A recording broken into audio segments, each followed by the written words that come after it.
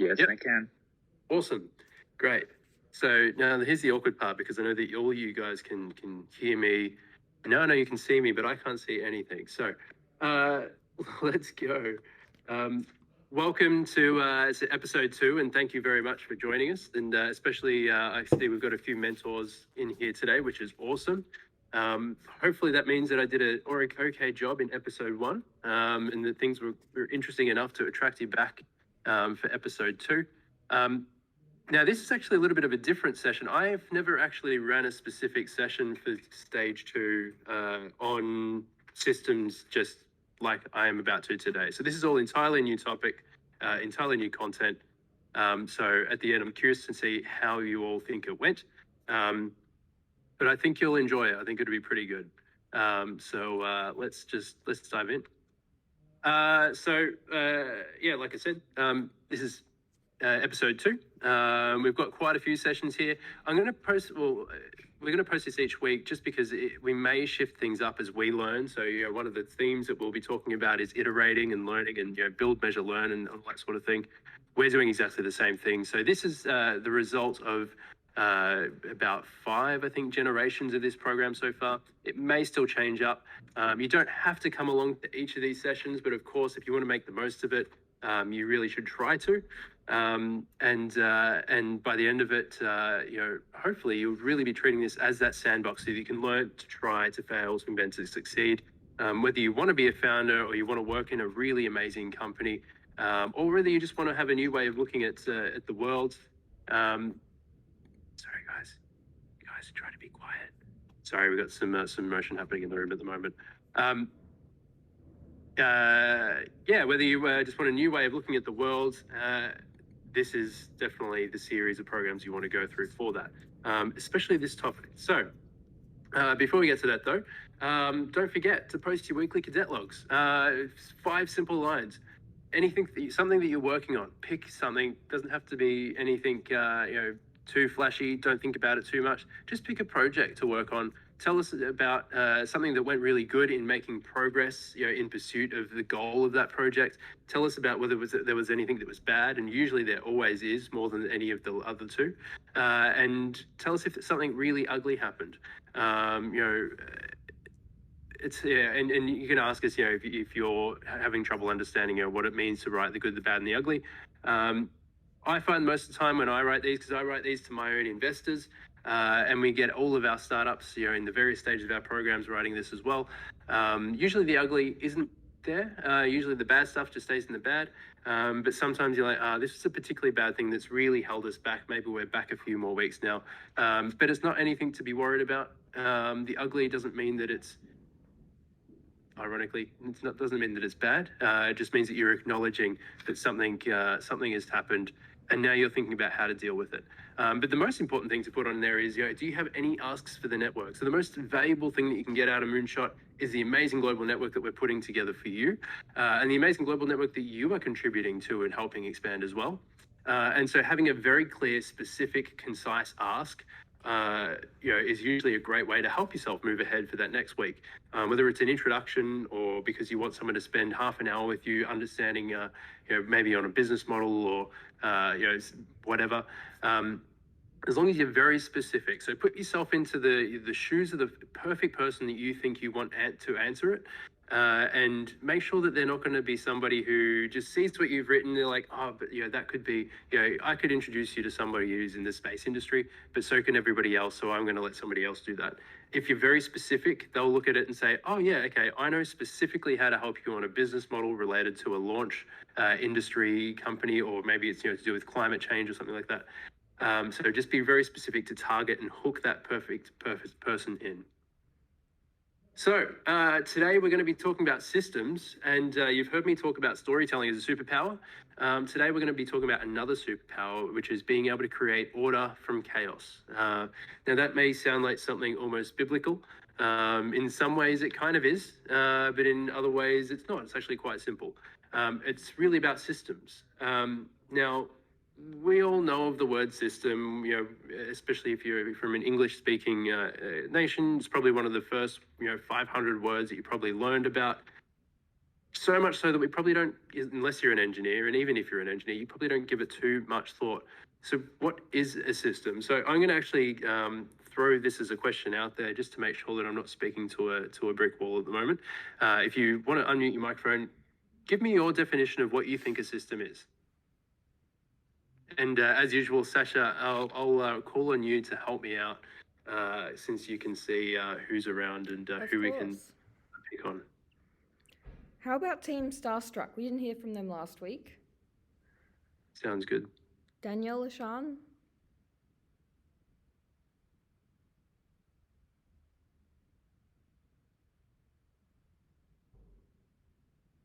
No. Maybe they can't get to the... I can take... Oh, sorry, Yep, can you hear me? go for it. There we go. I guess, I don't know really how to explain it. I guess a system to me would just be like a bunch of, I guess, like different parts and sections all working together. That's it. Yeah, I mean, that's a great first attempt, and it's not wrong. It's very much true. A bunch of different parts and things working together is very much a good one. Is there any other ways that you would think to describe it? Again, not that I'm saying it was wrong at all. I'm just wondering if there's other ways that you would also think to describe a system. What, like, maybe what are the kinds of different parts, and how might you categorize those? Could I jump in? Of course you can. Sorry, who are we speaking to? Who am I speaking to? Oh, this is Ravi from Hey Ravi, Teams how you going? Specialist. Good. Yeah. Not too sure on the parts, but I guess the goal of a system is like, also not the goal, the process of a system has the inputs and some outputs, and depending on, you know, what you want the system to do is, I guess, up to you. And yeah, just, I guess, inputs and outputs. Yeah, I think between those two definitions, it pretty much covers all the bases that I'm thinking of. So something that has inputs and outputs, and it definitely encompasses different components that are interacting in some sort of way. You know, whether it's a black box or a larger environment. You know, you might think of electrical systems. I'm an electrical electronics engineer, so I love thinking of electrical systems. You know, sometimes you get really complex things like you see in the middle. So each of these things are systems, even though diagrammatically they look very different. The one in the middle is an absolute mess. I, as an electrical engineer, would be too afraid to stick my hand into this mess of very unsafe looking wires. So I hadn't looked at it that closely before when I found the picture. On the left, you've got a schematic of, you know, what's called an operational amplifier with some feedback loops and resistors and things. Then, of course, you've got the power grid on the right over here as well. And so each of these things has inputs and outputs, and depending on how you're looking at them. So, for example, what is the input for an electrical grid? Is it the power itself, the energy that goes through the system, or is it actually the mechanical input that you're using? Maybe it's, you know, nuclear power to create steam, and then that steam moves the turbine. So maybe the input's actually more of a mechanical process, or maybe the input can be the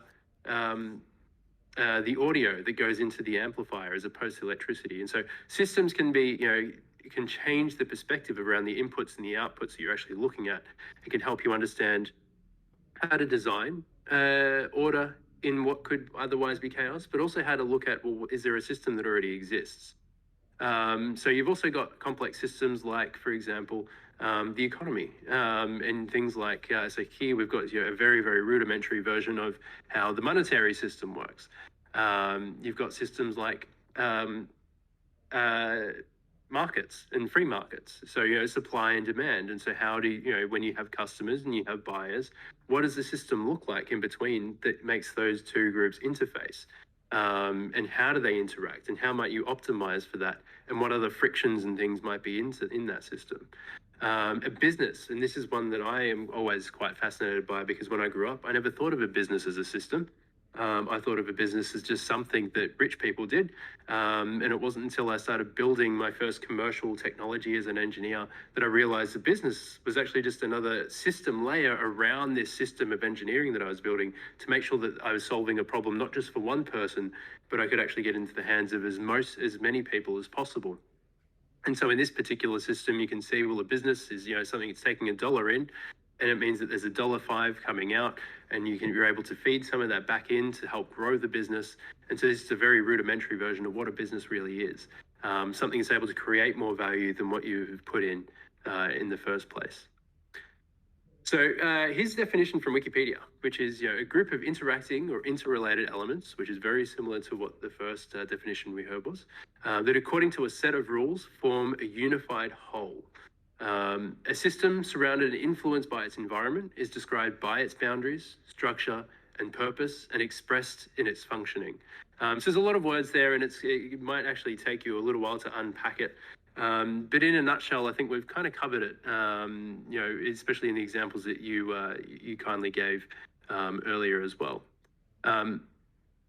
Now, some of the tricky parts of this is, when you think of a system, and when if you're not used to systems thinking and seeing the world as a collection of systems at different scales as well, it might be hard to think about, well, where are the boundaries? What is the structure of this system? There's a whole bunch of different ways that you can sort of, break it all up and divide it. What are the elements?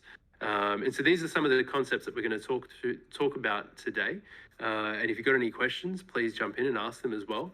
And at the end of this session, I'm going to give you a little bit of homework, a very, very easy one. But it's really just about thinking about the world that you experience and trying to identify some of the systems that you've never probably thought about as a system before. And I want you to come back next week and to talk about that. So keep that in mind as we go through these sections. So, like I mentioned earlier, systems are how we can create order from complexity and then use that knowledge to our advantage. And so this goes well beyond just engineering systems, whether you're a mechanical or an electrical engineer or something like that. It's way beyond just like software and IT, and it even goes beyond finance and economics. It's really about anything. How do we create order from any complexity and to use that to our advantage? So a lot of us naturally think of things in a linear way. Even when we don't necessarily think of something as a system, we do have an intuitive sense of what a system kind of is, and it's something that has an input and an output. And so it might look like this, in the case of a business. Okay, so we make a sale, we sell something for $1, the business is doing something, and then we make $1 of profit. And that's technically, that is a system and it's a business. But that's a very linear way of looking at things. I'd like someone to be bold enough to unmute their microphone and tell me what they think might be wrong with this system.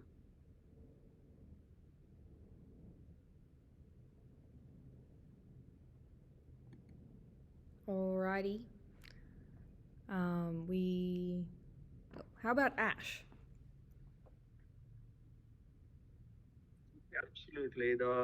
What I think is the function of a system is to generate some output that has has added to the value of inputs. In this case, if we have like an input of $1, rather it be of some value, for example. And if you're getting the same value, then the system might not be doing the desired job, because the function of a system is like to append the inputs in most of the cases. Yep. No, you're right. So the system, you got to always remember the context. So in this case, we're talking about a business, and so you ideally want a business to create more value than it consumes, because that means it's doing something good for the world. And so this business probably isn't really a good one. It's really just creating the same value, or at least passing through the value. It's not really achieving anything. And I think that's really what you're trying to say, isn't it, Ash?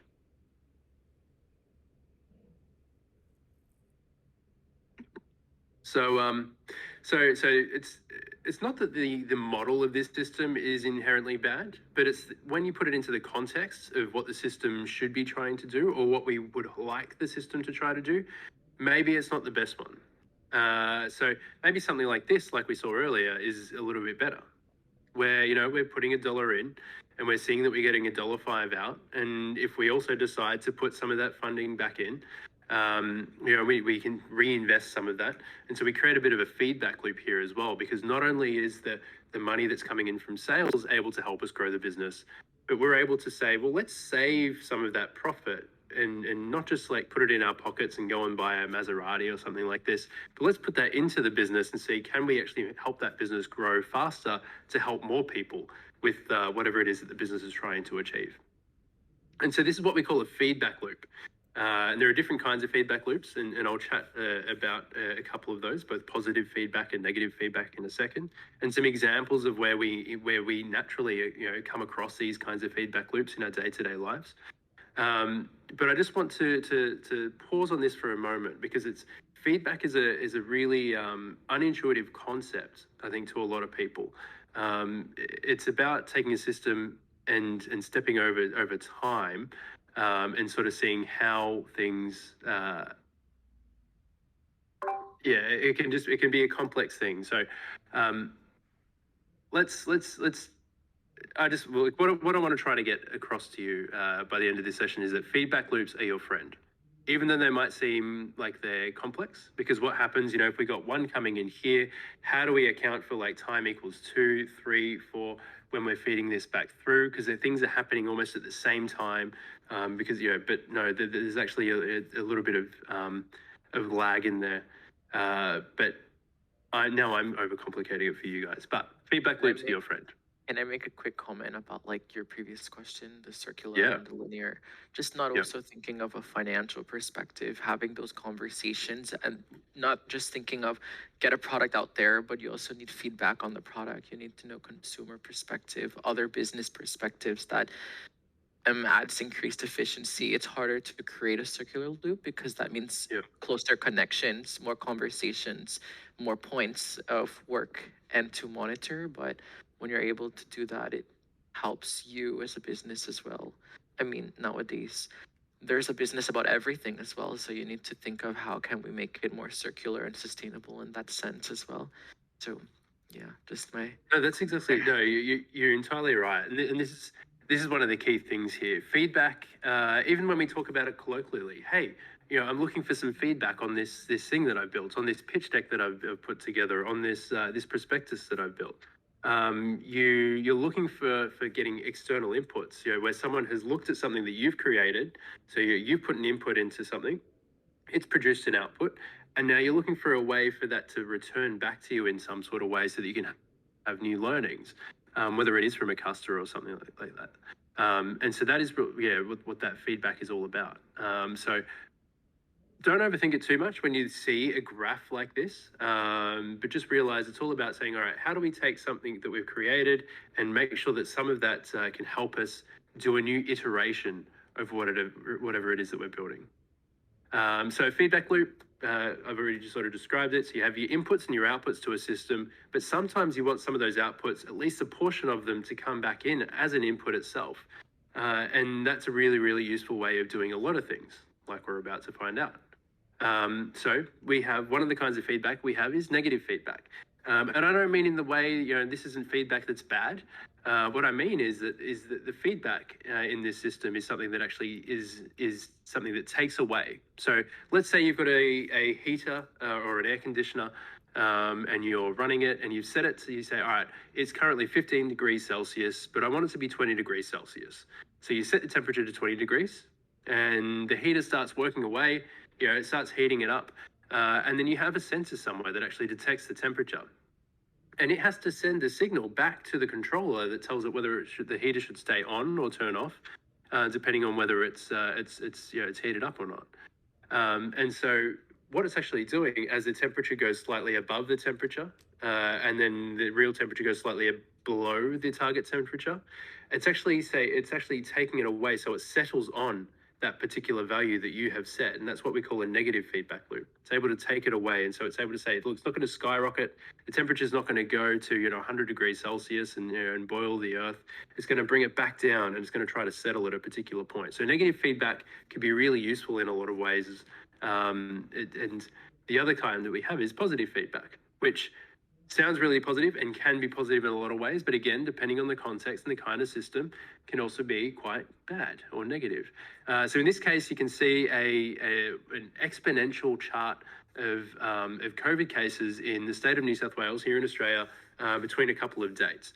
And so this is, I think, probably one of the most striking examples of positive feedback loops that any of us have encountered over, probably over our entire lives, particularly if we're not engineers and we're used to this. The idea that if I get sick, I make 6 more people sick, and then those 6 people then make 6 more people sick. So now we've got 36 people that are sick, and that keeps on compounding. That's where we get these exponential growth curves from. So wherever you see these hockey stick kind of curves and these kind of growths, it's usually where you've got a positive feedback loop happening, where an output actually just reinforces itself, and it feeds itself back in, and you get this almost like this growing to infinity kind of effect. But that's not always a bad thing. In the case of COVID and getting illnesses and things like this, you don't want positive feedback. And that's why we have to do things like wearing masks, and we have vaccines and all this sort of thing, because we want to try to create that negative feedback loop to try to bring it back to a reasonable thing. So just keep in mind as well, like I said, when you've got these systems and you're looking at complexity and you're trying to say, all right, I've got to design a system to change the chaos, or I'm just trying to understand the chaos. Positive and negative feedback they're either good or bad depending on the context. A lot of people, especially electronics engineers, we learn about positive and negative feedback loops, and it takes years sometimes because people just lecturers don't explain that positive feedback and negative feedback doesn't mean, positive doesn't necessarily mean it's going to always be a good thing, and negative feedback doesn't necessarily it's always going to be a negative thing. It just depends on the mechanism of what's actually feeding back. So as an example of some positive feedback loops in a totally probably unexpected area, I'm going to talk about economics for a little bit, but also technology. The invention of programmable machines. Like you see a picture here of that's what's called a programmable loom. And you can see, I hope you can see my little pointer here. These are punch cards. And you might remember you might have heard of punch cards used for computers back a few decades ago. They were actually initially used for programming these looms, which would create different patterns. You'd actually program patterns by punching those punch cards in the 1750s, so that they would make things like rugs and clothing and things like this. That's how they would actually weave materials together and create patterns in those materials using these punch cards. This was hundreds of years ago, way before computers. So that was a machine that enabled and triggered an entire industrial revolution. And same with the lathe. That was another thing as well. So by creating these machines, these systems themselves are actually able to affect these much larger systems, these economic systems. And so you can see here on this chart on the right, I've got a chart of the world's gross domestic product per capita. It goes all the way back, 2,000 years. And so what we can actually see on this line here is that for 2,000 years, it's actually about 7,000 years. We've got basically a straight line.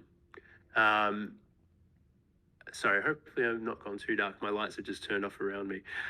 We've basically got a straight line. And so for all of this time, the output per person really only went between $400 and $550 per capita. It didn't really change at all. Basically, for every person that was born, the economic output of the whole could still only sustain that person. It wasn't until we invented machines that could do things that could take the tasks of multiple people, like these looms and like the lathe, that suddenly we saw this massive boom in economic growth.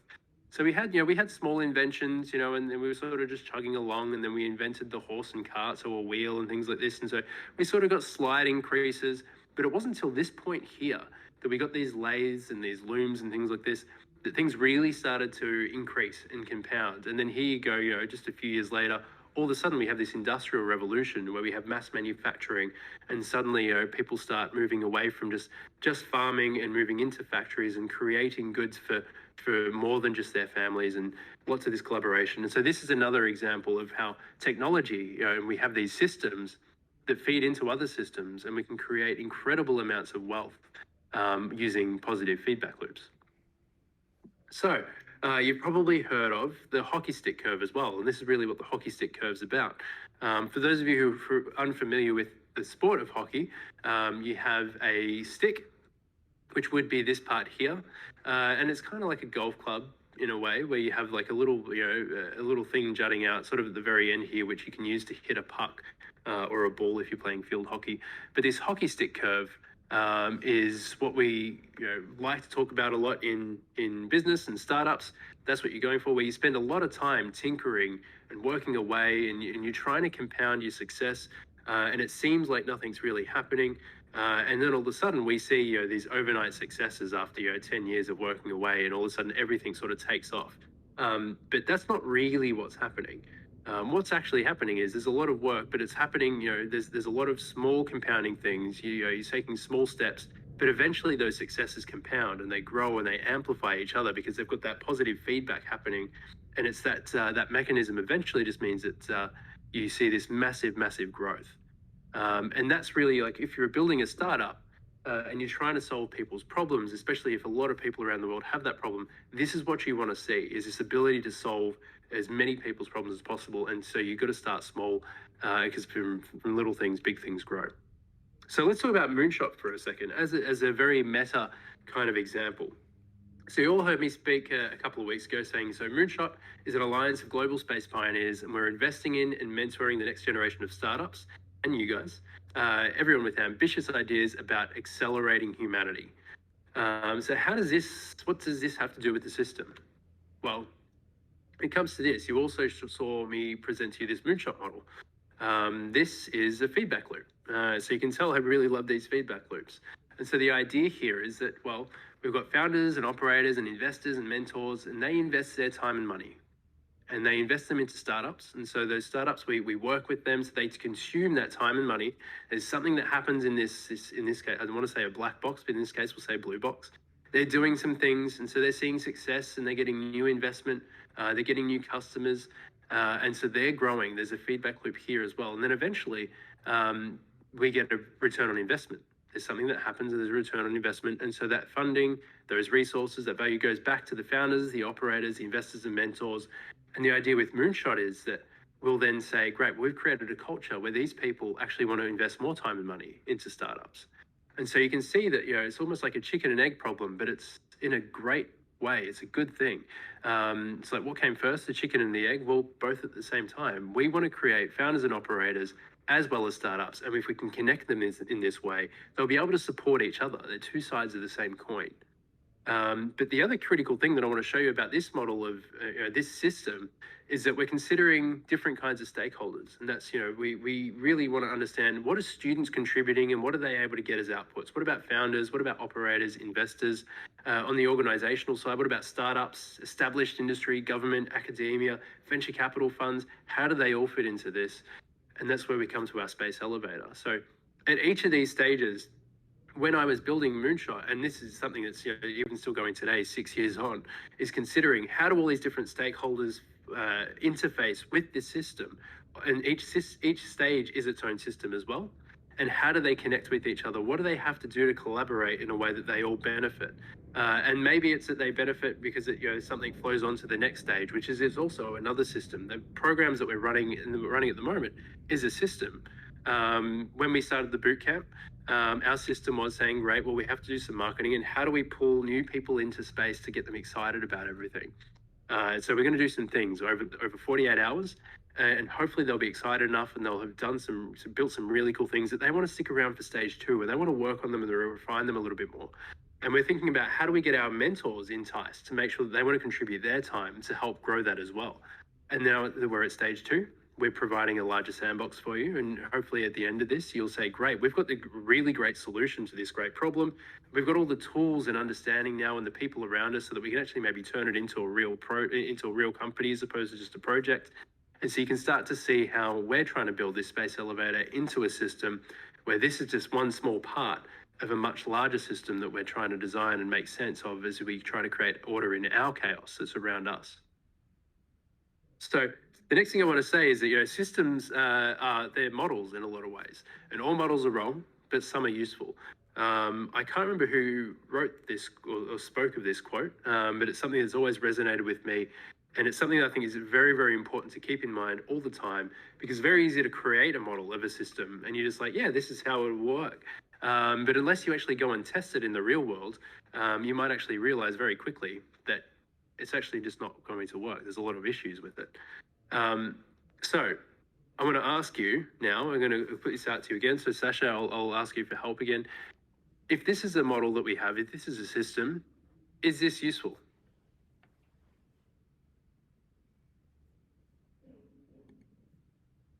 Any volunteers?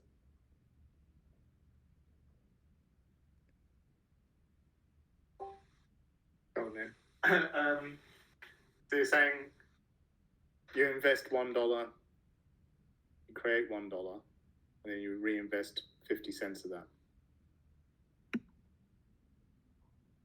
Yeah, roughly. Yeah, yeah. So and so would you find this? Is this an interesting? Sorry, is this a useful model? Do you reckon? If you're trying to understand how you might grow a business. Well, I guess at the very least, you So want I was going to say. So what does it tell you, and what doesn't it tell you? Well, I guess you're not. You're kind of at equilibrium. All right, so you're investing $1 and you're getting $1 back out the other side. Is that what you're expressing? Well, so that's one of the points that I wanted to get across is that is that sometimes you got to be careful, and like maybe it's not, depending on the context of the situation, you might not want to look too much into this. So I've opted to keep variables out of this. So in this case, it won't always be $1. So what you're trying to communicate is that you put $1 in, you get something out, you filter some of it back in. But this specific example is only showing $1 out, so it's implying the wrong thing for one. So that's good to keep in mind. But what about what's happening inside? So let's assume that that's not the case, and we're showing the feedback loop, and that's great. But what is the actual? How do we know what we actually how we can build this as a business? So we've got we're saying this business we're going to have 50% growth on each iteration. But is that a helpful thing to say? Do you think?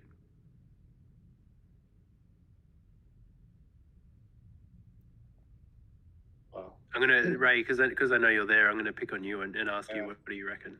I think it's a good intention, but you need to have a better idea of like a hypothesis as to how you're going to achieve that. And that's it. That's exactly right. And this is what I meant. Exactly, and this is what I meant before when I said, look, it's all great to say you've got a model. That's the first step, and you're past 90% of people when all of a sudden, if you can create a model that tries to describe some chaos, then that's all good and well. But you've also got to understand then that it might not be the end of it, and it's easy to create models or not necessarily easy, but it's relatively easy to create models. It doesn't necessarily mean it's great, because your business model actually might need to actually include something more like this. This is still just scratching the surface of what should be inside this black box. How are you going to get to that 50% iterative growth? You need to then have a model that says, well, all right, we're going to have a sales funnel. So we're going to have, how are the different, how can we create awareness for our products? How can we make sure that those potential customers that are looking at it are going to consider what it is that we're going to actually offer them? How can we get them to take some sort of action to make some sort of first step commitment? And how do we convert them into actually handing over money for whatever it is that we sell? Only once you've got this all running, can you start to say, well, great, well then how many leads per month are we converting? How much are they paying us? And so are we actually hitting that 50% growth? Sometimes the systems that we make can be oversimplified. And so especially if you're putting them on slides and things, you have to be aware that, sometimes you might need to dive a little bit deeper, but also depending on the context, you might not want to include all of this because it would be too much. And then you're just adding complexity again. So it can be a bit of an art in designing a system and understanding systems that are around you just intuitively, that are around you in day-to-day life, and realizing, at what level of precision and accuracy do you need to actually get to?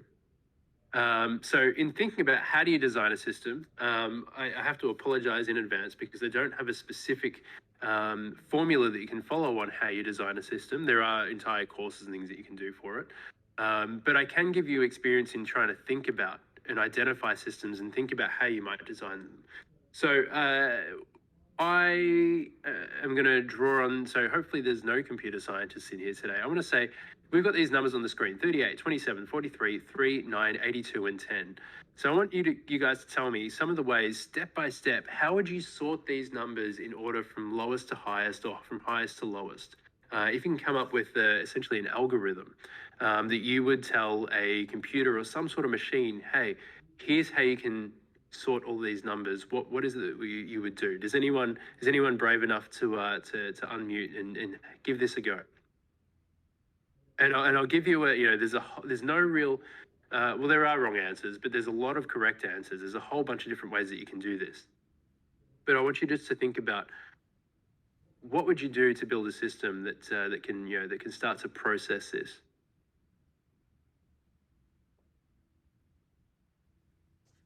I guess the most basic way is to start from the start and pick the first number and the second number and decide which is larger or smaller. Yep. And then move that to the end and then keep chugging that along till you reach the end of the line. That's right. So let's just for everyone else, make sure everyone's on the same page. Can we just like step through this step by step? How would you actually do it with these numbers? What would you do? So just like not as a computer, just like normally. No, so you're on the right track. Like, you're yeah, entirely correct. I just like you. So you've described that algorithm. Let's run through it as an example. So we take the first two numbers on the left, 38 and 27. We see which is lesser, and then which is the 27, and then you move that to the front, or in this case, the left side. And then you take, you're swapping places. So then when you move across, 38 and 43 will be the next two numbers. Yep. 38 is obviously the lesser, so it stays where it is.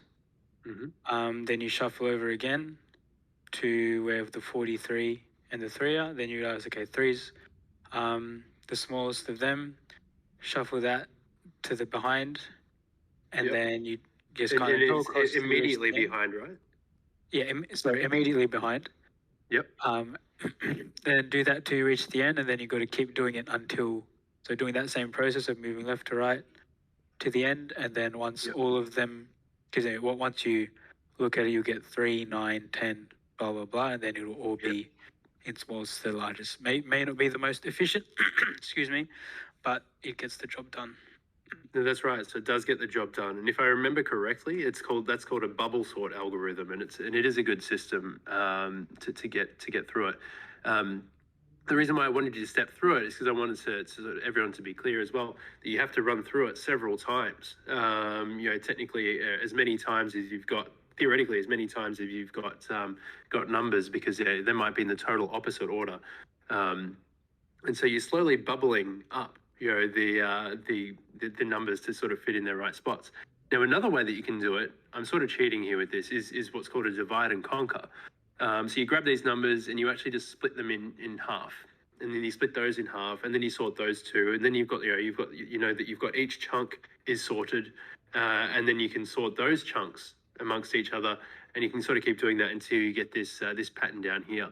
Now, the reason why I wanted to sort of divert a little bit to talk about divide and conquer is that not only is it a way to solve this problem of this system, and not only is it a different kind of system that does achieve the same thing, so that's one, but also dividing and conquering. We talk about this a lot in English language. Say divide and conquer this, divide and conquer that.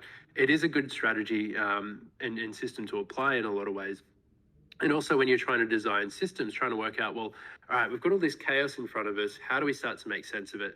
Sometimes it's a matter of saying, well, let's just like carve out small bits and say, let's try to understand this little bit first. How does that work? And then how does this work? And that's a really, really key tool to have in your belt of trying to understand the world around you.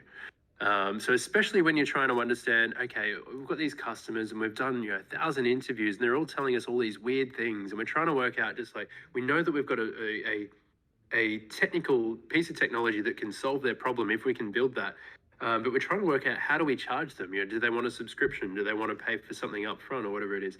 And there's all these different things that and you can just kind of get lost in your mind around, like, how are you going to break all this down and do it?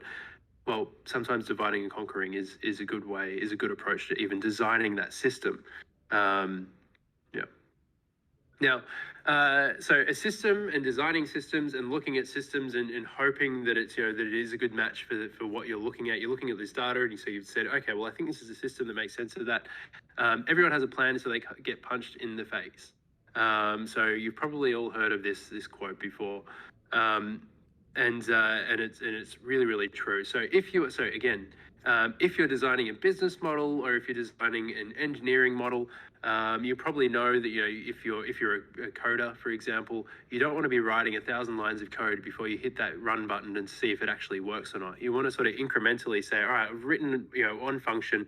Let's see how that function operates. Cool. Okay, it's got some bugs. All right, cool. That one's done. Let's write a little bit more. Let's hit go. And so you're building, you're measuring, you're learning, and you're constantly iterating over your own design of these complex systems as well. Because otherwise, if you try to do it all at once, you're probably going to get punched in the face. Now, to the space-related exception to this rule is if you were building the James Webb Space Telescope. But that's only because they took 25 years to start designing and to build it and to launch it. And if one little thing had gone wrong, that was going to be an epic punch in the face. But really, if they had have been able to build things and test them and as they went, they probably would have been able to do that in about 5 years instead of 25. So being able to move quickly means that you don't want to create a plan and just say, look, this plan's going to go for a very long time, and we're not going to try to test it with the real world. You want to run your feedback loops as quickly and as rapidly as possible and make things as simple as possible. So we're going to talk a lot about this build, measure, learn feedback loop.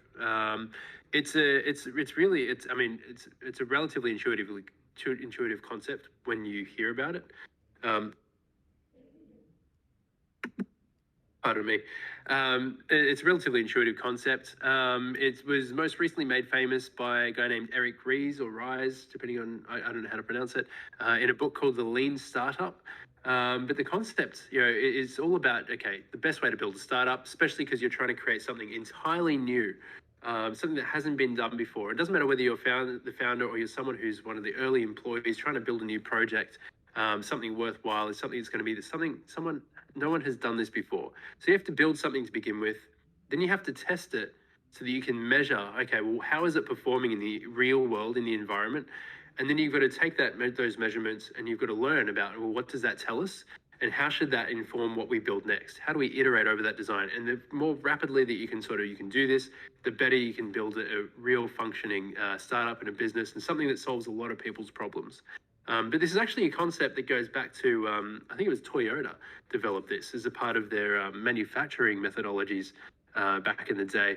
It was really about how do they develop better products and better manufacturing processes. And it's about making sure that as they're manufacturing and they're going down the production line, if you have an error that happens, maybe there's a bolt that's missing, do you have the feedback for that person that gets to it and they're like, oh, this bolt's missing. There's for the 10th car in a row that's come past me, I haven't had a bolt here. If they've got no mechanism to actually tell somebody down the production line that they don't have enough bolts, then you're going to have all these issues. So you need to be able to measure and learn and have these feedback loops at all places, whether you're building technology, whether you're building a business, or whether you're building anything that needs this kind of model. So build, measure, learn is always something. So apply this, even if you're writing an essay or a blog post or something like this, you're building any kind of product. It's always good to start writing something, start building it, be creative, test it with some real people in the real world so you can learn, and that's the way that you can move faster. The longer that you try to stay just within your own head and not show it to anybody, even just when it comes to ideas on something to work on, you're going to move very, very slowly. And that's why we also suggest, as you're coming up with ideas on even things to work on, share them. Because you'll hear things from other people that inspires you. When you say things, that'll inspire them. If you worry about people stealing your ideas, because ideas are a dime a dozen, they're like belly buttons, everyone's got them. If you try to just hoard them to yourself and sharing with you, you're not sharing. You're not able to learn from what's happening around you in the world. And so you're operating in a silo. So the more that you can build, measure, and learn, the faster and better you'll be able to move. And so that takes me back to this. We saw this last week about, what is the minimum viable product? It's not about saying, all right, well, we're going to have one wheel, then two wheels, then we're going to build the body of the car and then have the whole car. It's about saying, no. The problem is that we need to get from A to B as quickly and safely as possible. So first MVP, really cheaply, let's get a board and stick 4 wheels underneath it. So we can move much more efficiently than we can with our 2 legs. Okay, cool. Well, some people fall off. So we've gotten some feedback. The hospitals have told us this isn't great. So we're going to put a stick on there so that people can balance. And it's more like a scooter now. And that's all well and good. But maybe they can move faster if we can add a mechanical way of actually magnifying the force that we can put through our legs. Great. Now we've got a bicycle. And so now we've got some more feedback that says, well, this is good, but it's still too slow for what I need. I need it to be faster. So let's add a mechanical engine to it. Maybe it's an electric motor or something, and we've got a battery in there. And that's all well and good as well. But it's still a little bit unsafe. There's too many people that are having accidents still, especially now that we've got higher speed. So what if we add this cage around it? So we've got this iterative design process that really comes back to this build, this measuring, this learning, this system that we're applying and the way that we're looking at the world. So one of the concepts that I really love, probably the most out of most concepts that I try to live my life by, is this idea of the 20-mile march. And I've heard that it may actually stem back to a system that I think it was the Roman armies used to apply to say, that enabled them to travel across such vast distances of land so fast. And so it comes down to this. I'm going to read it out, even though it's on your screen. So imagine that you're standing with your feet in the Pacific Ocean, and you're in San Diego. So that's the lowest, so the southwest of the country of the United States. And you're looking inland. So you're looking east. You're about to embark on a 3,000-mile walk all the way from San Diego to the tip of Maine, which is up on the other side of the country towards Canada. So on the first day, you march 20 miles and you make it out of town. And on the second day, you march another 20 miles. And so it doesn't seem like you're getting anywhere near closer to that 3,000 miles, but you are moving 20 miles each day. So on the third day, you march another 20 miles and you head into the middle of the desert, and it's really, really hot, and it's more than 100 degrees, and you want to take a rest. We'll set up a tent, maybe I'll take it a little bit slower, but then you don't. You get up and you march 20 miles and you keep the pace. There's some days where you get up and you say, well, actually, I feel like I can walk 40 miles or I can actually run today. And you say, no. Actually, I'm going to keep reasonable. I'm just going to go 20 miles each day. I'm going to save my energy. And I'm just going to go, so that on the days that I'm not feeling it, I know that I can walk 20 miles, and so I will. And there's days that you feel that you can do more, and you say, well, no, because if I push it, I might get injured, or I might be too tired for the next 3 days that I walk less. So this idea of the 20-mile march, of just incrementally chewing off little bits over time, and you're compounding your success, means that eventually you will walk that 3,000 miles, and you will get to that success of that particular goal. And so this system of just doing small little bits and that feedback loop of compounding your success is something it's really, really important. So I like to try to remember this when I'm in the businesses that I'm trying to build, in the startups that I'm trying to help. Just say, look, try to think of the smallest, simplest success that you can make to begin with for your MVP, your minimum viable product. Don't make it overly complex. The best part of any system is the one that doesn't exist at all. The best part of it, the best feature of any product is one that doesn't need to exist. So the more that you can cut away, simplify it, the better that it is. And the quicker it is that you can actually start testing it with the real world. And then take that success that you've had, or that new learning that you've had, and build that into it again. And again, just keep it really, really simple. And the more that you build these simple things off of the back of each other, the quicker you'll actually make a huge amount of progress. And if you try to say, look, we're going to shoot for the moon straight away today, it's not going to happen. Well, it's very unlikely to happen. You need to do these things incrementally and slowly and steadily.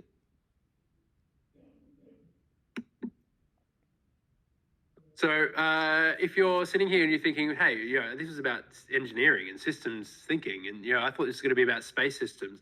Well, I have to tell you, that's a story for another session. That is going to happen, but not in this one.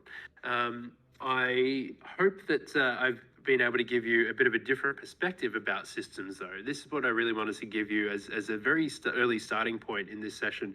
Like I said, this isn't one that we've ever run before, but it is a topic that I usually always talk about. And so this is my time to build.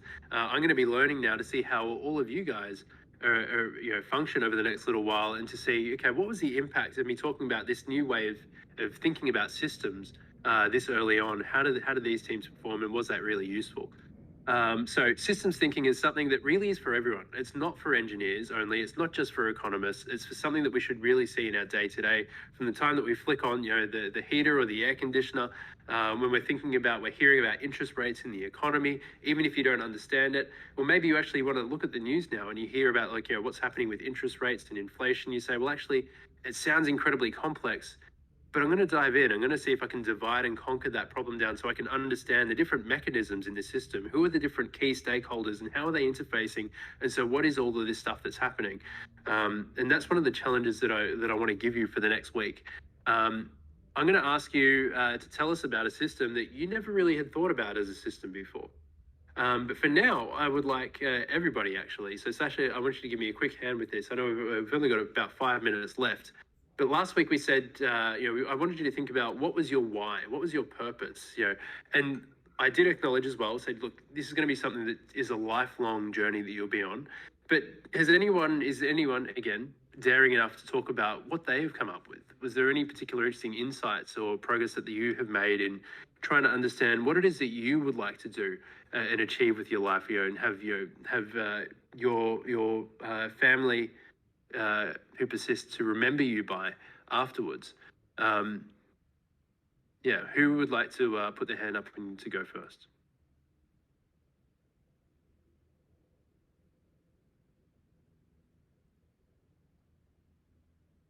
This is quite a big one, so I might leave it up to It is the big one. volunteers. But it could perhaps be as well a why for your space business as well. If we're thinking of rather than what you're doing, but why you're doing it, that could be a way to think about it. If anyone's more open to talking about that, or if anyone's keen to share their big why, then go for it.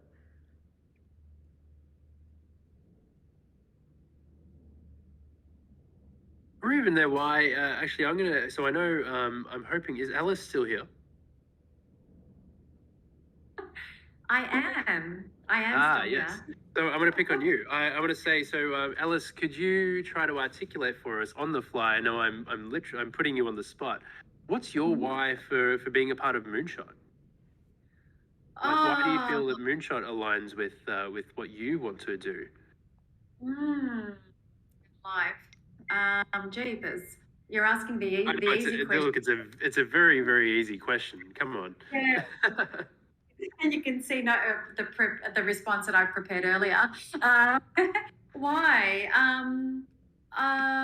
Okay, so to me, I think just like background and experience, it's always been about impact, being able to make a difference, and actually making a positive difference. I know that probably sounds a little bit, cheesy or aspirational, but I think,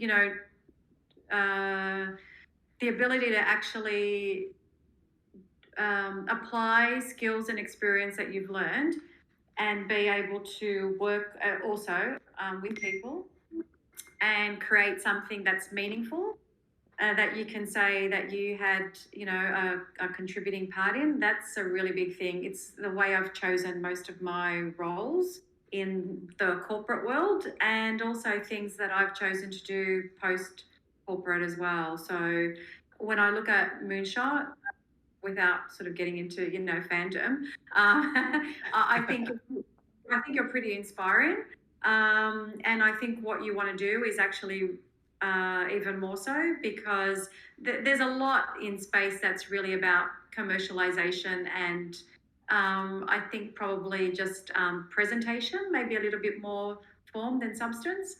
So Moonshot to me represents, I think, the best of what space can offer in terms of potential, and also because you talked about systems, I think one of the things is your ability to understand how the interdependent networks affects,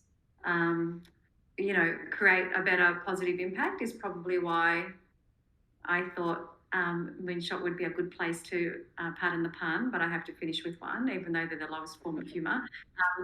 Pardon the pun, why I decided to land here. Oh, that's a good one. We don't usually get that pun. That's a good one though. I was going to say, no, puns are illegal. We can't have them anymore. No, that's really good, Alice. I think. Yeah, but Yeah. Sorry, that was a bit of a complicated answer, but you can kind of tell I wasn't quite prepared for it. But no, look, to be totally fair, I did put you entirely on the spot. I wasn't even sure if you were here or not. So no, thank you very much for diving in with that. Look, part of the reason why I wanted to call you out is because I wanted to take the opportunity as well to tell everyone, look, you probably know of Alice as a mentor at Moonshot, and she is, of course, as well. But we have just brought her on this week as the Chief Operations Officer as well. So I wanted you to introduce you to the I want to say, as a joke, the new and improved Alice, who's joining us with Moonshot. That's what it is. Like Moonshot represents, I think it's a really good topic because it represents the systems, the application of good systems, processes, design, thinking, ethics that you, and commercialization. And aspiration, the balance of commercialization and aspiration that you bring to a really interesting industry. So that's it. Yeah, that's great. Well, does anybody have any questions on that topic? Is there any feedback? Not to be too corny about the puns that we're getting into today.